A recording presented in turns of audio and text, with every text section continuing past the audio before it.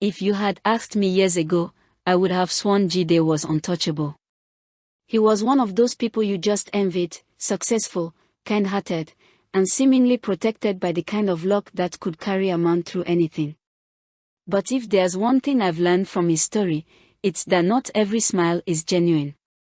Sometimes, the people closest to you hold the knife meant for your back. I know this because I was there for most of it.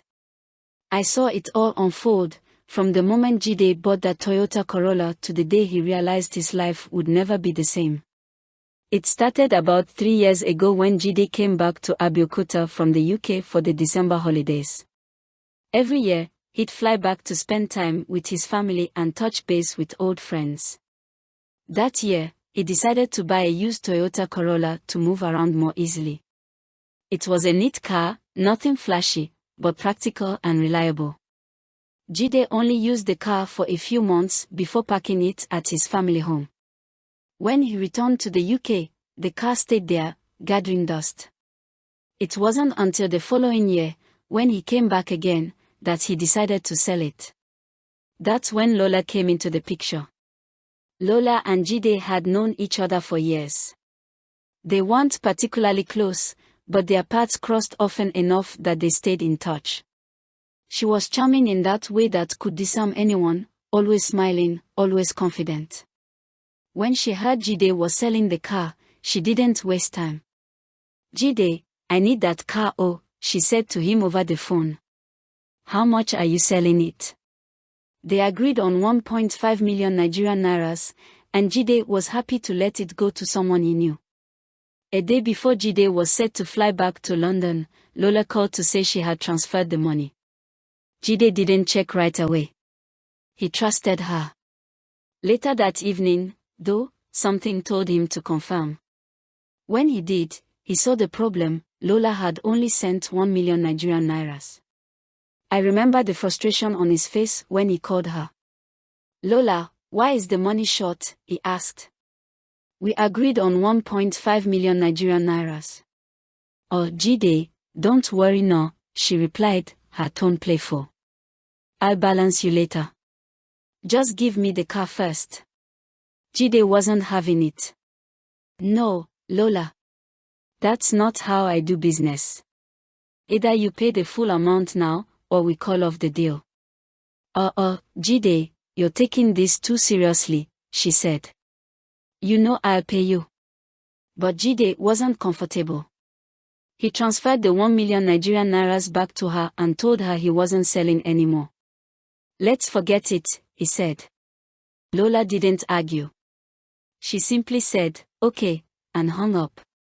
But the look in her eyes when she saw Jide later that evening, that look stuck with me. It wasn't anger. It was something deeper. A year later, Jide came back to Nigeria again.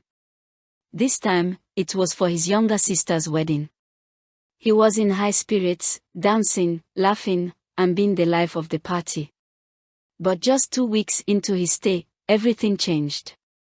It started small. Jide complained of body aches and feeling unusually tired.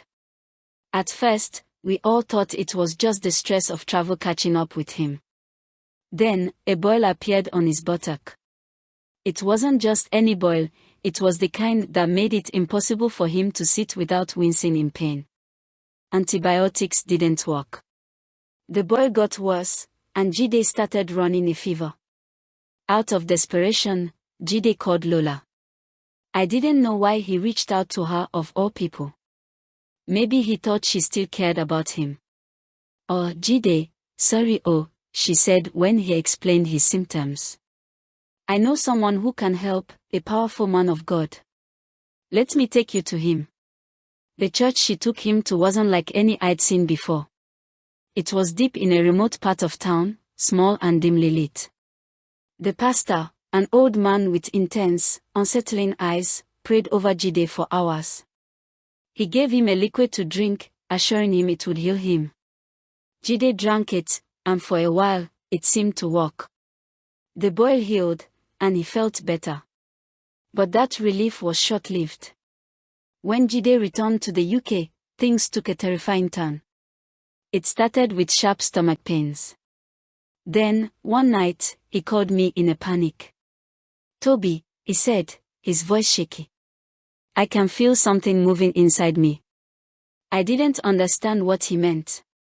"Moving? Like what?" "It's like something is crawling through my stomach," he said. "It's not normal." I told him to see a doctor, and he did. But every test came back clear. The scans showed nothing. The doctors told him it was probably stress or anxiety. But I could hear the fear in his voice whenever we spoke. Desperate, Jide flew to Italy to see a specialist. He spent weeks there undergoing more tests. But the results were the same, nothing. "You're perfectly healthy," one doctor told him. Perhaps it's psychological. But Jide knew better. This wasn't in his head. This was real. When he returned to Nigeria again, his health was worse. He was losing weight, and the movement in his stomach was more frequent. He visited herbalists, prophets, and traditional healers, hoping for answers. One day, a prophet told him something chilling. "The person who brought you to that church poisoned you," the man said.